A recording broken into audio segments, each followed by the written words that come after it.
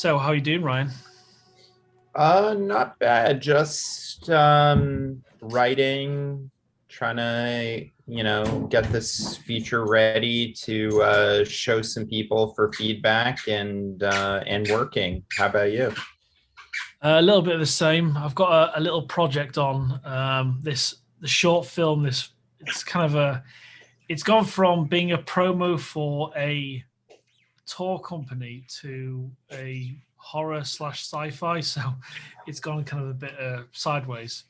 But it's all kind of costume based, that kind of thing, and I don't have to pay anything for the costumes or hire of vehicles because the company I'm doing the work for and making this promo for, they're super enthusiastic about the idea, and they're thinking, yeah, we can give you two soldiers on on two different horses. I'm like, okay, that wasn't even in the original script idea. So uh, it's been on the back burner for 2 years. So now I'm kind of trying to get it going again. Nice. You're directing?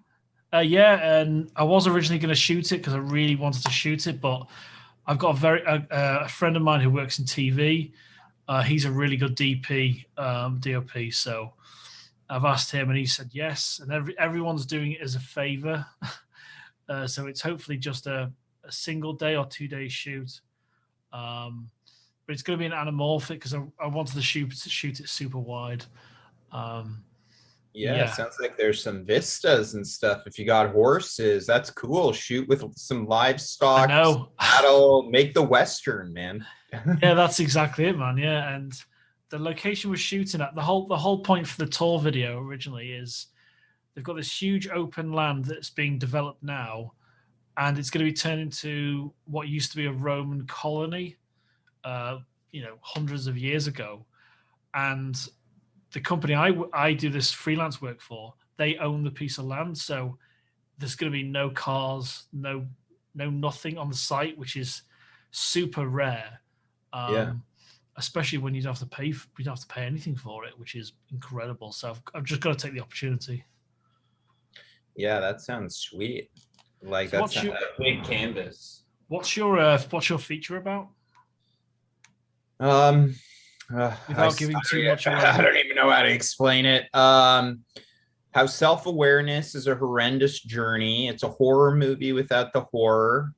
And you can either run away from your demons and they'll end up catching up to you, or you can dance with them and recognize them. And that's your way of dealing with it. And, two people that were broken up for a year um, coming back together, not really romantically, but sort of because they're lost in quarantine and have issues that they need to resolve, even though it's impossible to resolve them with one another.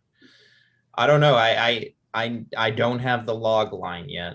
Um, Yeah, but it's like if Eric Romer or John Cassavetes or Duplass brothers made a horror movie, but there's no actual monster or horror except themselves. that Uh, sounds great. I was talking to you may have seen the post I put out about an interview we're putting out on Saturday, and we were talking about Cassavetes. He's a huge oh, nice. Christopher Tenzes. He's a huge fan of Cassavetes as well. So that's two Oh, I gotta interviews in a row listen where we're talking about him. Yeah, yeah. to He was a beast of an actor, filmmaker, brilliant, absolutely brilliant. That sounds great. That sounds really fascinating. I think you know if you can try and embrace what scares you, what your horrors are in life, it can be quite an awakening. So it sounds really great.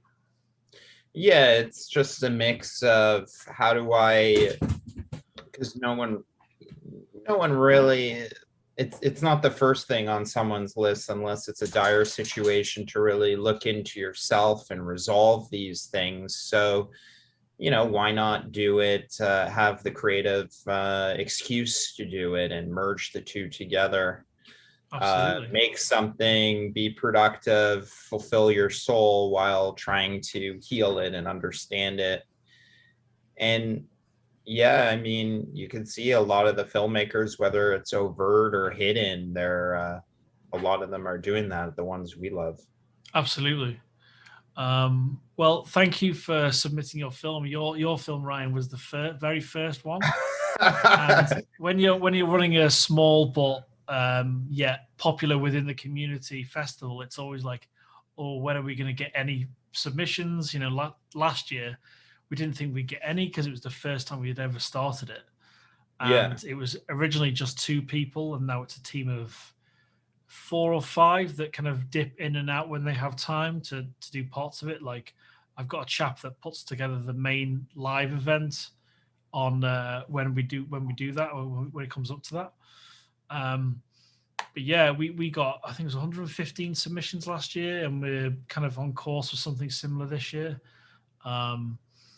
But yeah, it was great to see yours. And the first tick in the list of things I liked about yours wasn't even the film; it was the camera you shot on, because that's what I'm using now. Oh, nice. So yeah, it was a when you watch your film, New Not Normal, it was initially, you think it's just a comedy, and then it's got some real layers to it in terms of the psychological impact that, what's happened to everyone, what people go through. And I personally went through something really awful in December. I had COVID pneumonia. So when I came to see your film, I was like, yeah, I went through some of that. I had severe nightmares. Like, everyone in the hospital I spoke to had severe nightmares before they actually found out they had it. So yeah, it was. I love the kind of balance of your film between the insanity and the true insanity and the comedy. So kind of, where did that kind of start, that particular film? Well, I'm glad to see that you're here and still alive. Yeah, it was an intensive care. Do you have any residual effects after the fact? Kind of, if I've got a long shoot day, because I do a lot of photography for a local company, I can feel the effects more so after having it. But, with exercise, eating right, I am getting better. So, yeah. Yeah, it was insane. It was insane. I took photos whilst I was in the hospital as well. I just thought, right, I've got to turn this into a project. Everything's a project. So yeah, that was my route. Yeah, people are taking photos of themselves with getting vaccines. Yeah. What about the photos of yourself in the hospital, feeling the true effects of what this is, so some people can take it more seriously? Absolutely. So, was this kind of a partially kind of a bit of escapism for yourself? Definitely. Yeah, you hit it on the nose. Yeah, well, first, thanks for accepting me into the festival. There's not a lot of festivals. I mean, it first started off with the Roger Corman Festival, which I didn't even know about after I already shot the first quarantine video. New Not Normal is the second one, the one accepted into the Isolation Film Festival. But it was just a couple of funny ideas I had in my head. So I shot the first one. My dog is biting my PPE. Hey, I've got it. I just found this in my pocket. A poo bag. Oh, okay. For a second, I thought it was something else, but it's a poop bag. Yeah. I don't know. Like, some of my close friends and I have subversive, bizarre senses of humor. And so I was just shooting something to make them laugh. I would never want to be in front of the camera. I don't like talking or remembering lines, or even just something like this puts me on edge, just seeing myself in that. But it was just like a fun exercise in just playing in the sandbox myself and trying to not put so much pressure on all the creative endeavors, and just work more freeform and surrealistically, get back to my good old art school days. And just find a way for all these different hallucinatory images just to put them together into something. And then New Not Normal, I found a way just to put more of the personal issues in there. And then even more in the third one, Everything Go Rem. But in New Not Normal, it's like, here I am alone. I was in this 5-year relationship that ended. And we had a dog, lost the dog. You see the dog in the movie. So it's like, thinking about all the decisions you made that then left you alone here now to sort of deal with your demons. So that's not, I mean, it's all coded in there. Like, I don't want to like sound pretentious or anything, but that's what was going on in my head. And then whatever tone in me comes out, like, it's left up to you to kind of respond to it. You can laugh at it, be appalled, or you can be like, oh, I kind of get that feeling. Also being very hard on yourself. There's little hints of that in there too. And just, waiting for some good news. I mean, Trump was still in office then. There's just a lot of tension. Absolutely. There's a few things in the film that I want to ask you about, and the main one is it's yourself, isn't it? The early footage from some of the projects, and it's almost like it was meant to be. I like, because I know you kind of worked on, okay, let's look at what I had before. So and I really love the way you kind of approached that. It was really clever. It gave it a real kind of production value, as though it was pre-planned, as though all of that's pre-planned when you were much younger. It was all Richard Linklater kind of stuff. Yeah, I did it over 20 years. Yeah. Yeah, this was planned. I knew this was all going to happen. Yeah. But yeah, I think it's a cracking short film. And just out of curiosity, did you film it in blocks and then go back and think, oh, I need some additional material here? Or how did you kind of plan it out? Funny enough, I just added to a Word document and put them in a logical order, and coming up with all the gags, every visual, like that was all on paper. And I don't know how it came out of me and when, but it did, and it did quickly. But the shooting, and that you're shooting alone and that there's not a bunch of money on the line or people watching you, that's when you can get obsessive and do multiple takes. Like, as you noted, shot on the Pocket 4K. I had my small HD reference monitor that I just tilted around. Camila, don't eat that. I'm like, are you editing this podcast? No, this is staying in. This is staying in. Okay, what? Sorry. Don't worry. Don't worry. This is what I'm dealing with. This is a bunch of foam dripping out of the comforter. She's a puppy. Yeah. Oh, mine is as well. Mine's 15 weeks. Oh, wow. That's straight out of the womb. Yeah, pretty much. Yeah. But I did go back and reshoot things. I would sit and look at them, and then I'm like, because I would think of an idea, a visual, something in the background, or a reaction that would make it funnier. So I labored over reshooting things a lot. But I think that helped the narrative of the short as well, in terms of that repetition and kind of the compulsive nature of almost like your brain's trying to create routine in lockdown. And I absolutely love that. And I'm just thinking, exactly. I just love the kind of excessive ass shots, but blurred out. I'm not an exhibitionist, and believe me, there's been a lot of shame surrounding showing this to my parents. And especially the third one. But with that, I don't even know. I don't, it's like almost the lowest common form of vulnerability is your body. Yeah. And as you could probably tell from this, bodily humor, scatological humor is funny to me. Oh, yeah. And and so why not, like, I just strip the ego and not make it about vanity and stuff, but this is just how I live. Yeah. I loved it, especially the swinging on the chin-ups bar. onto the bed. I loved it. So that is a reference to a Jamaican style of dancing called daggering. So if you look up daggering on YouTube, go down the rabbit hole. It is hilarious. This because I mean I love dance hall, I love roots reggae, like I go pretty deep on that.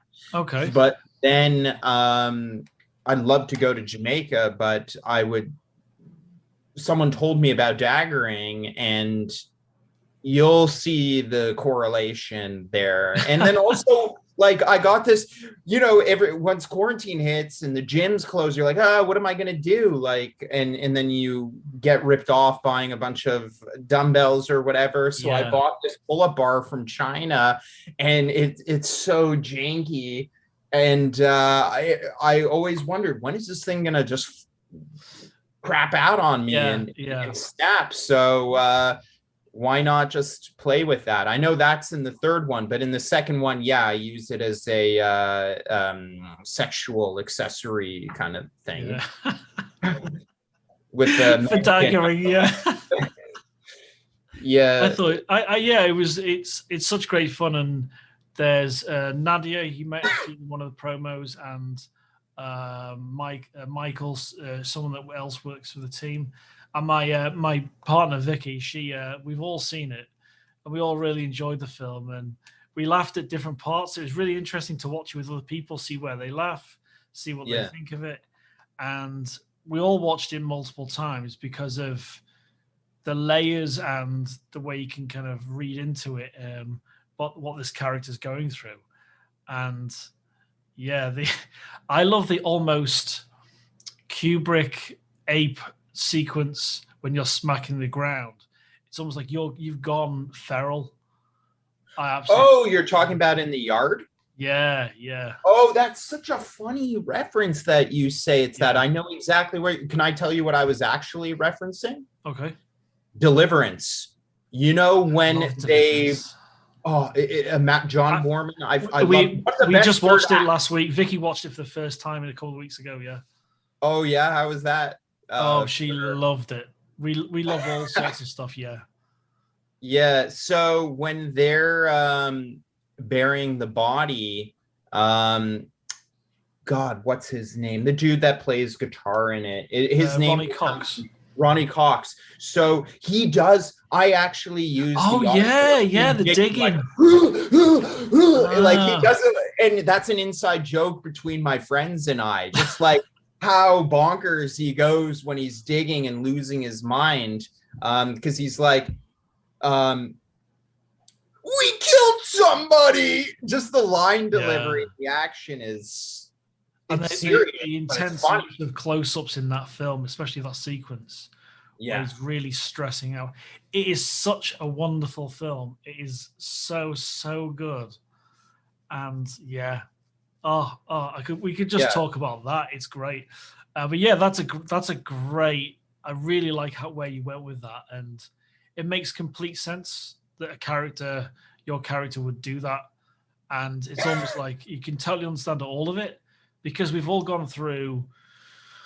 processed things so differently. Like, there's people that lost their jobs, there's people that still got their jobs, there's people that profited, there's people that have gone the opposite way.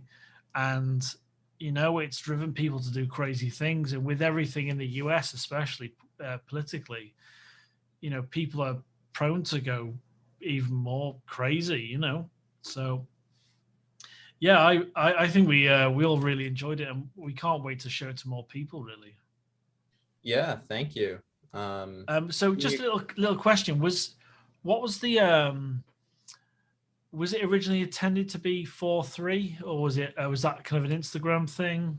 The original intention was Instagram, and also if it's just me, like I didn't want to fill a frame wider than that. There was enough you could do in that box, and since it was just me, I needed to keep it on sticks. It just felt like the right aspect ratio for this kind of thing. Not just the Instagram medium. I usually shoot in 240, but it wouldn't make any sense, would it?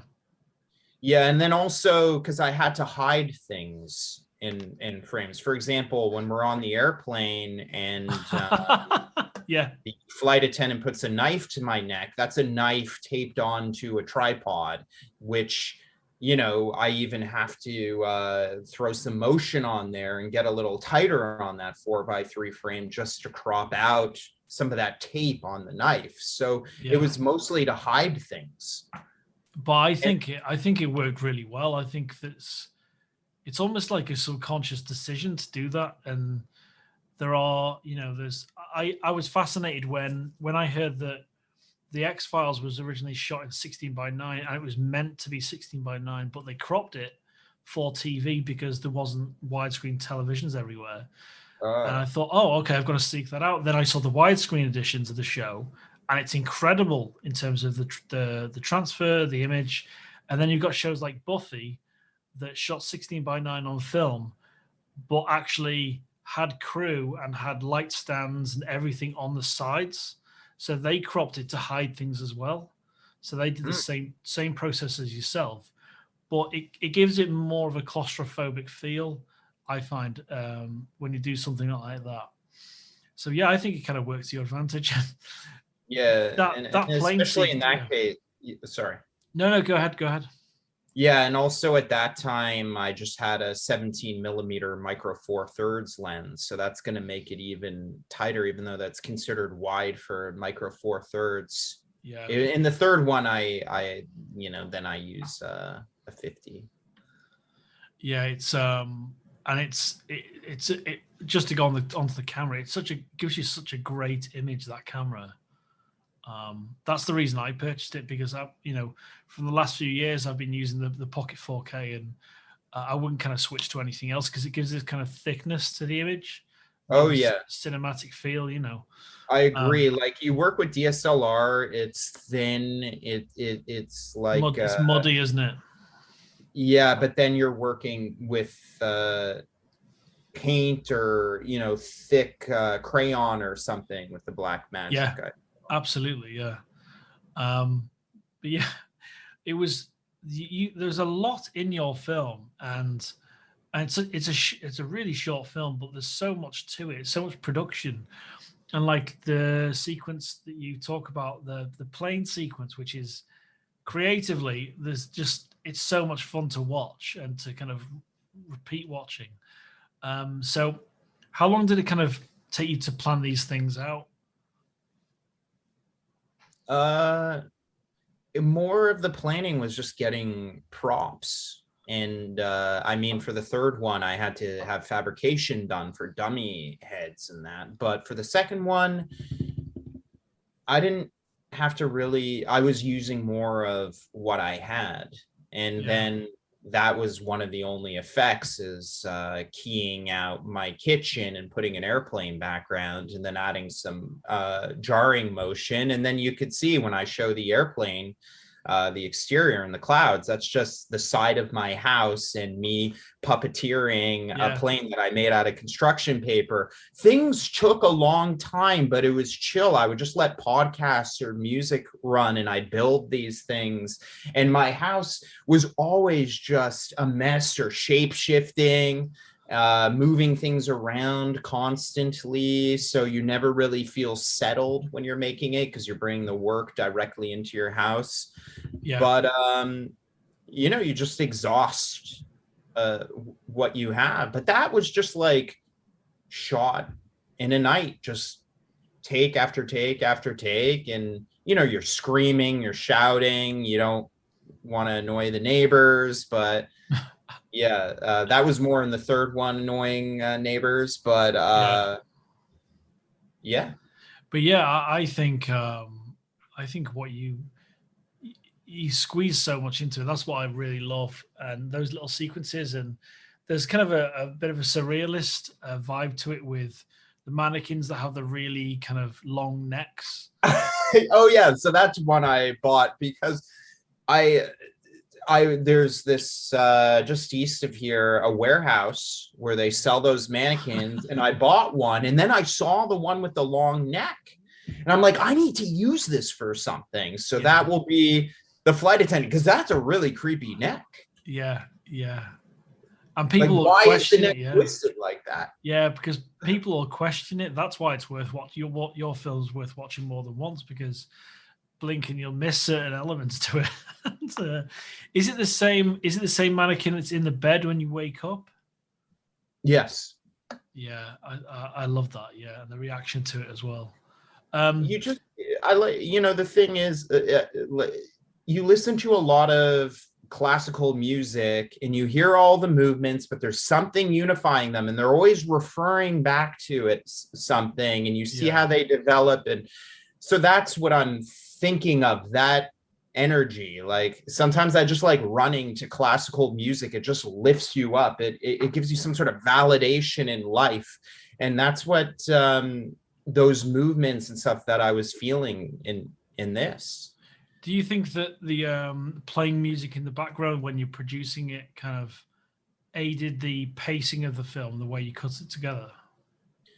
That's just the song. The song in it, which is actually in After Hours. Oh, okay. Yeah, That's so strange. Strange you mentioned that film, because I interviewed this chap yesterday, Chris, and he was talking about After Hours as well. It's crazy. This guy, what a coincidence. Yeah, I'm excited for that interview. I got to talk to this guy. He's one of the filmmakers or judges. Yeah, he made a film called Big Touch. So he's in the very short promo with your film and his film's second, and then there was a third one. Yeah, and the promos have been top notch, by the way. Just like you see the TLC put into this thing. Yeah, squeeze every little spare moment I have to do all the promo stuff. But yeah, I appreciate that. That's really nice of you to say. So yeah, kind of, how did you get started in filmmaking? Was it with friends, or was it more of a kind of film school thing? How did you kind of get started? Yeah, I not to sound like cheesy or like many other people have this story, but like you could go back to my schoolwork when I was super, super young, like grade 1, grade 2, and you could see movie reviews written or posters and drawings or storyboards. And what I would do is I would take my toys, hit start on my Timex watch, and make a movie. Hit stop, 2 hours have passed, then I would write down what that movie was. I would just rip out of magazines movie posters movies I haven't even seen, and so freaking random, some of them, and they'd be on my wall. And then I was too young, I think, to see like Clockwork Orange and The Shining. I might have been like 9 or 10, because my dad had the Wendy Carlo score in his car on audio cassette tape.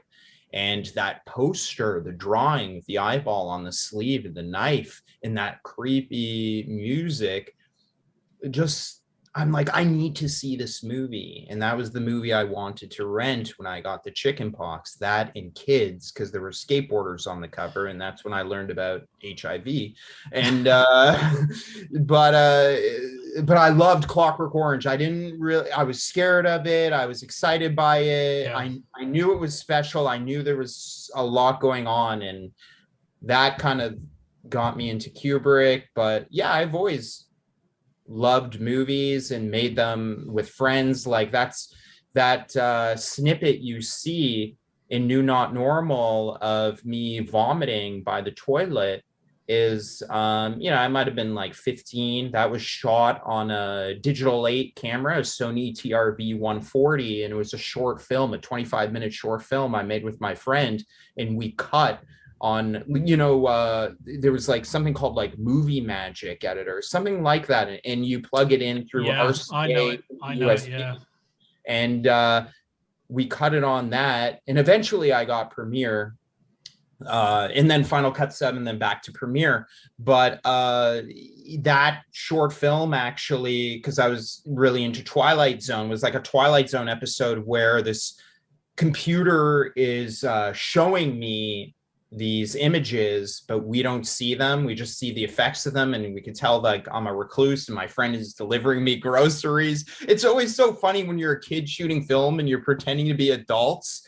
Like Yeah. sometimes you even see it, like, you know, if you're 20 and films like that, like 20-year-olds trying to be adults. Like it all depends. Like it all depends on the actor and their demeanor and like the vibe they give out that really show that life experience. And maybe you have it, but you may not have it in your look for people to project onto you.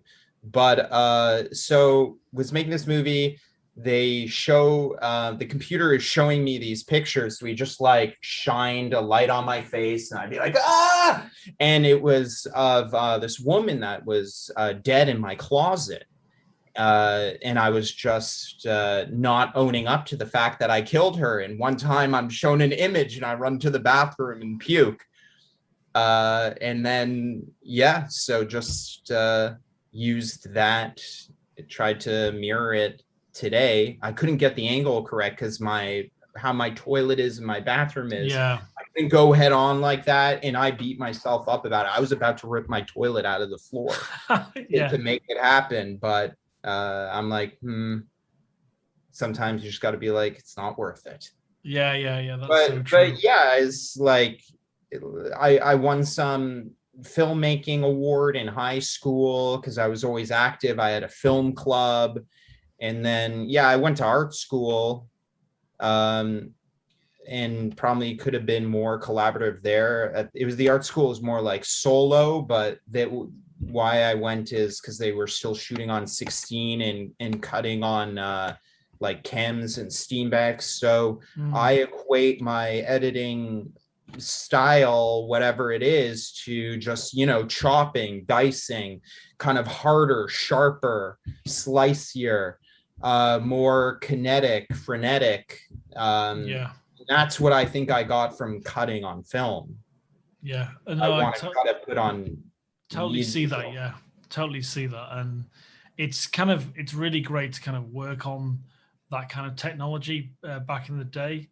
It gives you an appreciation for making decisions or harder decisions and making quicker decisions and approaching it completely differently to how people are now. So that's why it's interesting to see someone like Walter Murch, the sound designer, and to see him go from that to Premiere, to go to Final Cut, I think it was, for Cold Mountain. It's really interesting to read his approach. And putting the little paper cutouts at the bottom right of the screen. And that's how big the screen's going to be. It's like, oh, that's so clever. And I've learned just like, was it The Eye of the Needle? Something like that, one of his books. And I learned so much. In the blink of an eye. In the blink of an eye, sorry, yeah. And I learned so much from just reading those and just appreciating and loving film for what it is. So when I saw like a film like Whiplash, I thought Whiplash was a tremendous movie when it came out a few years ago. And it wasn't just, you can see the editing. It's just the total appreciation for the reasoning behind it. So, and then you just walk away going, yeah, that's how I started. I started editing short films years ago when I was a rabbi. I couldn't be the worst rabbi in the world. Mediberet Ivrit? Yeah, no. So I made it was a really awful film years ago, a short film, and I played a rabbi assassin, like a And then, if you look at Lucky Number 11, I feel as though someone stole my idea for Ben Kingsley because he was a rabbi assassin in that. So, yeah. But it's I can totally see your approach and how developed it is, and it's really nice to see. Just out of curiosity, in your film club, what did you kind of show? How did that work at school? I'll send you some of the posters I made because you cannot. I don't know how I got away with some of that. Not suitable for work, kind of thing.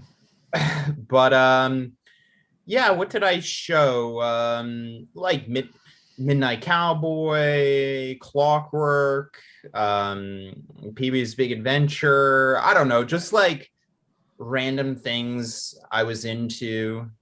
And then at the same time, it was the final film class ever at my high school, that film studies, that they allowed us younger kids, because only you had to be in grade 12 to take it. But then the teacher showed us The Searchers, like Bridge on the River Kwai, all those classics. Got to see pretty young. Yeah, it's so good to be exposed to those early on, because you learn so much. I remember years ago, I can't remember, because I'm a huge 80s fan. I love the 80s in many ways, music and film, and especially horror. And we were watching a load of films at a friend's house, and we were all, we all had quite a few drinks. And my friend's dad had a copy of The Maltese Falcon on VHS. I thought, let's just try that. Let's watch that. As soon as I watched that, it had this kind of connection with me. And then I thought, right, I love this so much. Why do I love this so much? And then I started to kind of have a greater appreciation for film. But I still love crazy. I still love all sorts of ridiculous films and TV. But I really love well-constructed pieces of art as well. Like I've got a mixture of. Let me show you this. I'll probably cut this bit out. But I've got. Huge. Where is it? Is it there? So, don't know if you can recognize any of this art. Yeah. From Carpenter's films. So I'm a huge. That's cool. I got to sign it as well. But that's sweet. Yeah, so I'm a huge kind of horror. What is that, like Mondo art or something? Yeah. So this was a piece of art for his European music tour where he performed all his theme tunes. So yeah, I really like a mixture of everything, and I think that's the best way to be. I honestly do. I'm open to watching anything, as long as I'm entertained in one way or another. I can watch something that's really slow, but I can watch something that's really, kinetic and crazy as well. Yeah, sometimes it's like I'm hard on myself. Oh, I should be writing or editing at night. And then I'm like, oh, okay, so if I'm going to watch a movie, I need to learn. I need to watch something from a master. So you turn on Criterion or something. But yeah, I like to let go and have fun too. Yeah, absolutely. I love Criterion. They're just, I remember when their DVDs were first coming out. Oh yeah, I collected those. Yeah, I've got so many. I've got pretty much all the Kurosawa releases they put out. Oh yeah. And the fact that they had better prints, I'm like, yeah, take my money. That if you're restoring those films and you're curating and looking after those, I'm more than happy to pay for those.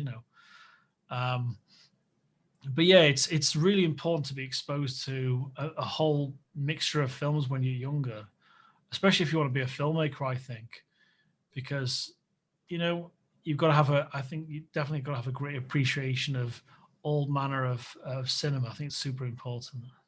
Yeah, me too. I know, like the video I sent is silly, but I wonder what is going to happen, like, to the language of cinema. I mean, it is evolving, and how it's evolving now is based on different formats, whether it's 7 seconds or a YouTube video of like us, just guys, women, whatever, in front of a camera talking, a video diary. Yeah. But hopefully not losing the cinematic language of the image and how that supports telling the story. I mean, that's why I'm in it.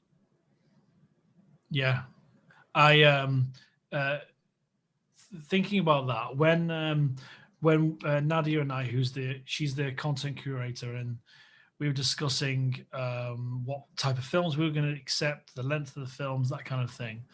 The one thing I consciously chose not to, because we couldn't we couldn't display it in the right forum, because most people that are going to watch the live event and how we're going to showcase them, we're going to watch it on YouTube. And I know most people kind of consumes all their content through their phone, or most of their online content on their phone. I didn't want to have any vertical films, any 9:16, and that was just a conscious choice out of a cinematic point of view. And like 4:3 was absolutely acceptable, or anything super wide.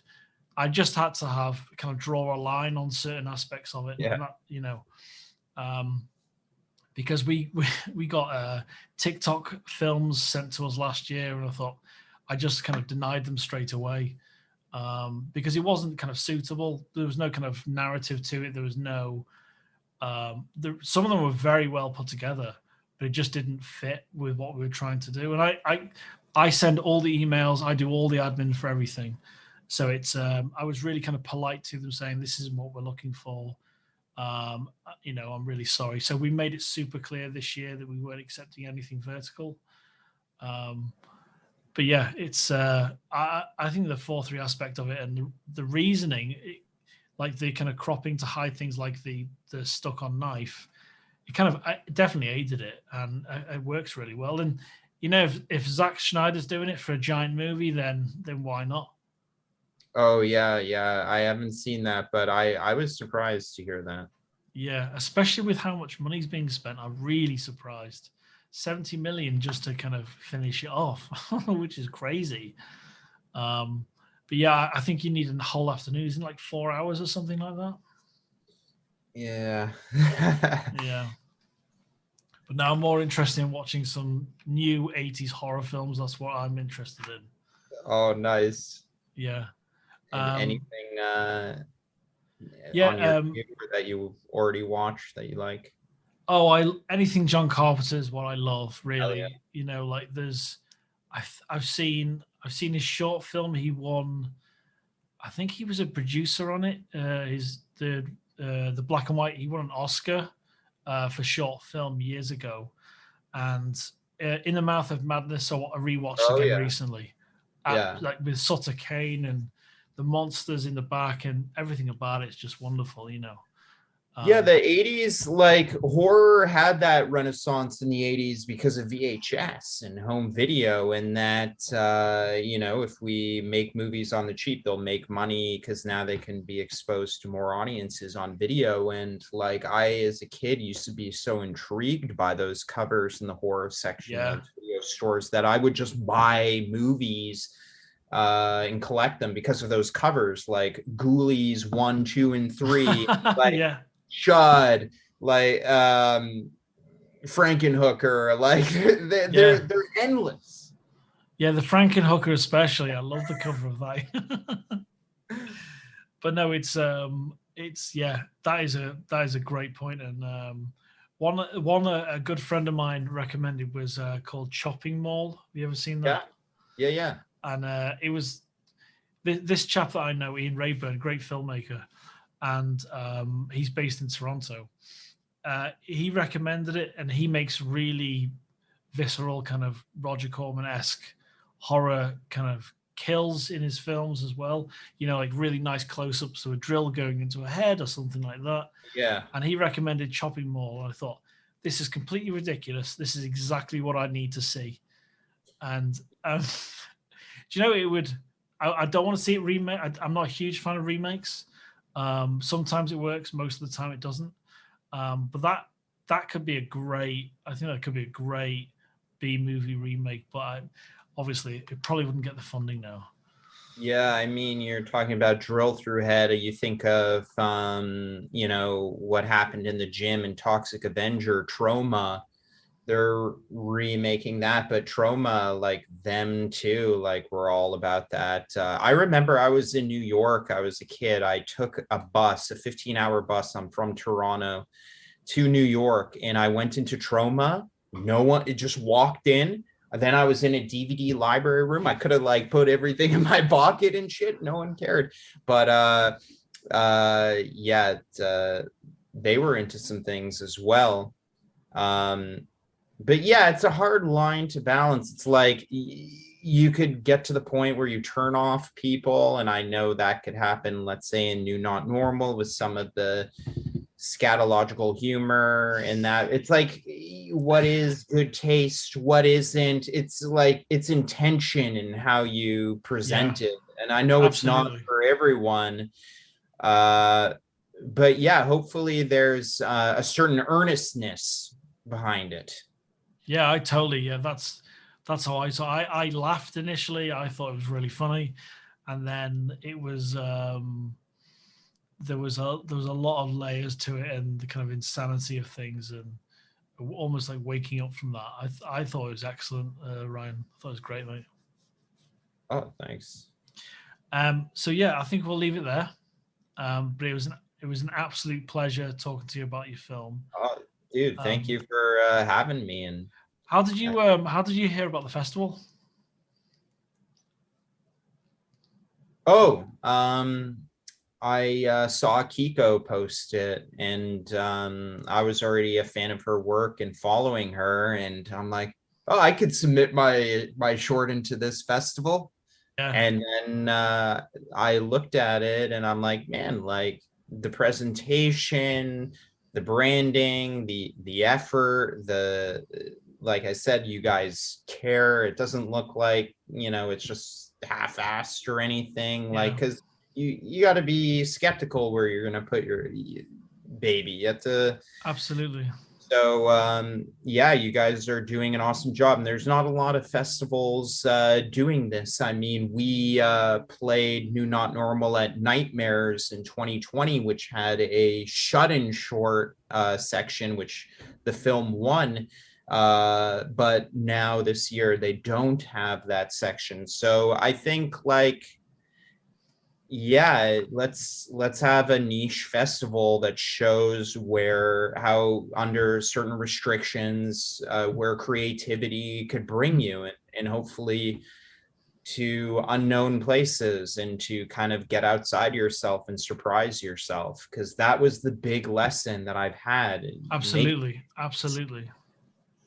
But yeah, And it's what we did this year. Before we go, is we expanded it just a tiny bit because of the way restrictions have kind of not, they've gone well in the UK to a certain degree now. They're better than they were because it was a disaster last year. But some places like in Toronto and yeah, parts of Canada, it's a complete nightmare. So we thought, okay, we'll lift because last year our rule was everything had to be shot at home or on a piece. If you own a vineyard, you can shoot it across the whole thing. That was the rule last year, and that worked really well. So we kind of opened it up a little bit and said anything within your kind of governmental rules, you're more than welcome to shoot that. And we had I'm not sure if you saw the poster on the Instagram stories, but we had a Japanese animation come in, yeah, and I thought, okay, let's see if we can accept it first. It's great. It's actually on their channel. And when do they start to make it, and when do they finish it? Because that was the important aspect. And there's always a judgment call. If you made it 10 years ago, obviously we're not going to accept it, and it wouldn't make any sense to.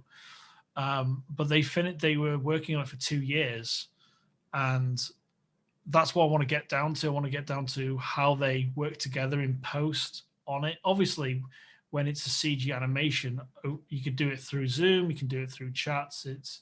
It's much easier to do that. So that's what made me kind of want to accept it, because I want to see what their process was, over the last 18 months of their 2 years, yeah, how they kind of went about things. So yeah, it's a really like crazy short. And it was really exciting to get something from Japan because it's the first time we received something from there. And then we've had from Argentina, Colombia, US, Canada, UK, received some from France. We've got one from Russia. So we've got all over, which I'm super proud of. yeah, And yeah, it's we've got like, because I started a second festival in October called the Hellbound Horror Festival. yeah, We've got some of the filmmakers from that made something new for this. And we had great judges for that as well. We had Alex Proyas, director of The Crow, and yeah, we had Joe Alves, the production designer of Jaws. So we were really lucky to kind of speak to them and work with them. And Akiko was fantastic. Her work's amazing. It's kind of, like really kind of, just super strong. And And the That was funny a great thing, interview you guys did. yeah, it's always a little bit nervous. And then I'd seen, I know that I do kind of quite a bit of research for even for yourself and for everyone. And yeah, I really appreciate that. And Akiko was great. And I approached her and she was really enthusiastic about it because it was something she's not been asked to do before. And we're hopefully interviewing Garth de Bruno Austin, one of the other judges, soon as well. But he's got a feature documentary coming out. So I kind of got to work around that kind of press and all of that. But yeah, it's a fun process, and I like to kind of keep in contact with everyone, and that's why we do this podcast.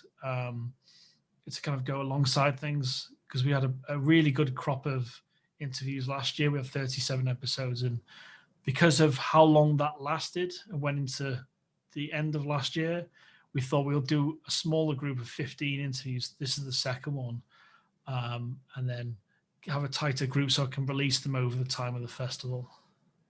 Dude, so well, yeah, I'm honored that it's good fun, man. Yeah.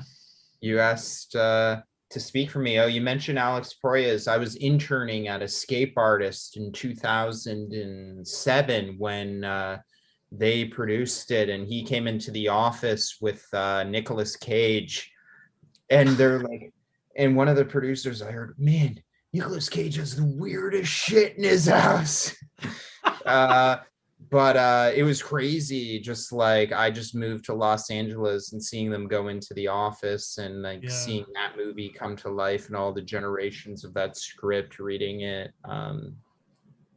He was I'll tell you the little, because we did an interview and I contacted him through his virtual production team, and I thought, right, let's try and get some really nice judges, and I got exceptionally lucky. And then I managed to interview him like I did with Akiko, so similar kind of process. And he sent me, so we worked out how he was going to watch the films, and we whittled it down so he could see a group of films and all of that.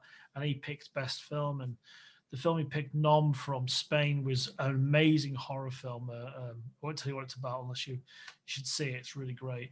But he sent me an email a few weeks before I put some of the live elements together, and he said, oh, here's my script for the video that you need, because I asked the judges to send me a video to be part of the live event.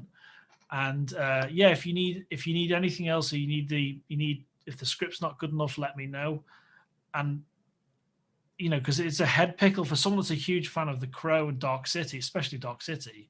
Yeah. For him to send me a script that he's written for an event that I did, it was like a mindfuck, really, Oh, hell yeah. So yeah, it was the same thing with Joe Alves. He was so nice to speak to, talking about working with Hitchcock and Carpenter and Spielberg. It was kind of a real treat for me. I nerd out on all those things. Yeah. I live for those stories. Yeah, it was a very out-of-body experience, talking about the pre-production of Jaws, going around with a Leica camera, shooting Martha's Vineyard, and it was a real treat. Bruce the Shark. Yeah, absolutely.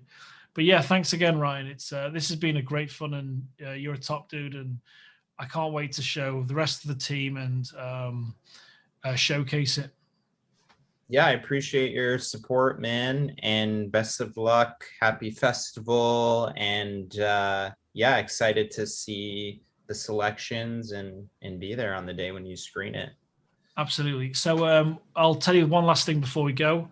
The 20th, you may have seen already, 26th and 27th is the live of June.